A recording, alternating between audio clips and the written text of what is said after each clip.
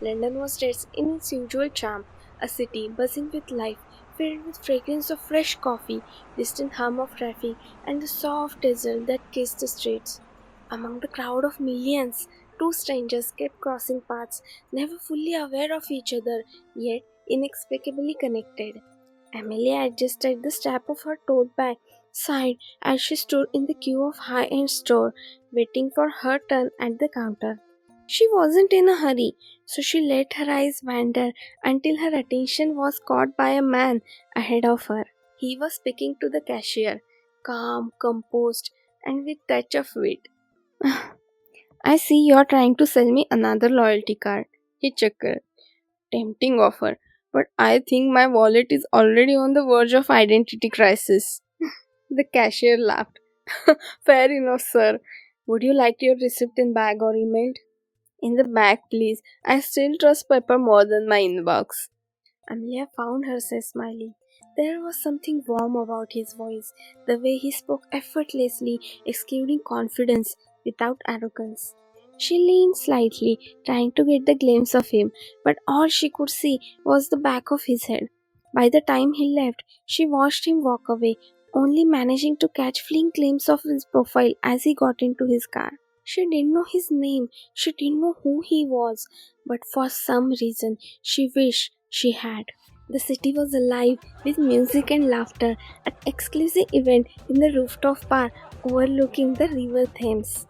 Amelia, dressed in a navy blue dress and silver heels, stood by the high table, holding a glass of wine while engaging a conversation with her friend Sophie.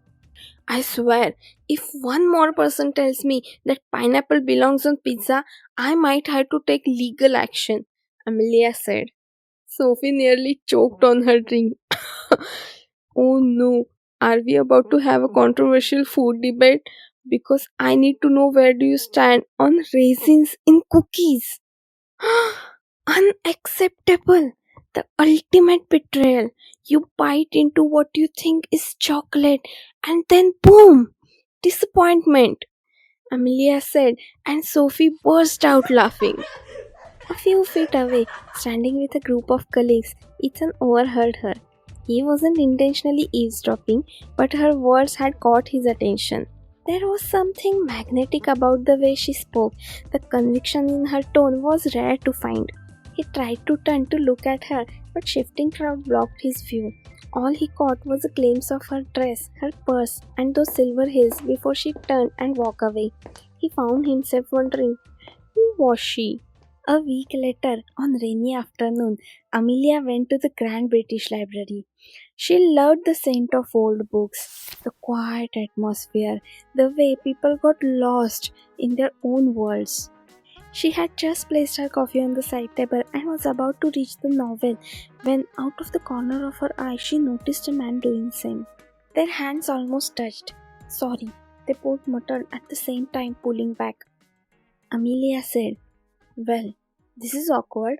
I suppose we could fight for it, gladiator style. The man looked at her, his fingers lingering over the book. Or we could just pretend to be civilized and let fate decide. She crossed her arms. Rock, paper, scissors? He hesitated for a moment, then grinned. Fine, best of three. They played right there in the middle of the library until Amelia finally won. She cheered under her breath. Victory is mine! The man, laughing, handed over the book. Enjoy it, but if it turns out to be terrible, I want my 3 rounds of rock, paper, and scissors back. She smiled. Deal. Neither of them realized that they had just unknowingly met again. It was one of those classic London days, rainy and unpredictable. Amelia stood under awning watching as people hurriedly passed by with umbrellas. She had forgotten hers and wasn't in the mood to get drenched. Beside her, a man was doing the same. Ethan sighed looking at the rain. Typical London, he muttered under his breath, half amused. Amelia said, hearing him. Tell me about it. They stood there side by side watching the rain pour down, neither turning to fully look at each other. After a few minutes, Ethan finally decided to brave the rain and dashed toward a car. Amelia watched as he got in and drove away. Something about his presence felt oddly familiar. As the cab disappeared into the rain, Amelia shook her head with a small smile, brushing off the strange feeling. London is too big for this to mean anything, she muttered to herself before stepping into a cozy underground jazz bar. One chilly morning, Amelia found herself at Bursting Cafe in Notting Hill, warming her hands around the cappuccino. The place was lively, filled with people murmuring over the breakfast and baristas rushing to keep up with the orders. At the same time, Ethan entered, flipping through his phone as he joined the queue. One flat, please. Amelia heard the voice and instantly paused. That voice! It was the same one from the mall. She realized instantly it was him, the man whose conversation had caught her attention that day.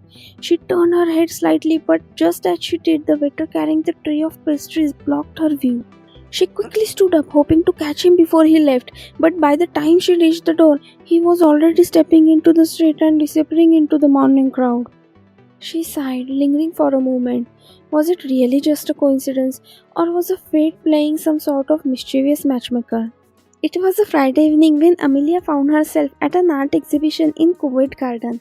She wasn't particularly an art expert, but she enjoyed the stories paintings told. As she stood in front of a portrait, she lost in thought. A voice spoke beside her. I feel like this painting is staring into my soul. She turned and froze. It was him! Wait, you are the guy from the mall, Amelia said. Ethan blinked in surprise, his eyes flickering to her silver heels and purse she held. And you are the woman from the party. They both started laughing as memories flooded back. In the city of millions, two strangers had found their way to each other. Not once, not twice, but 5 times. It wasn't just a coincidence anymore. It was fate.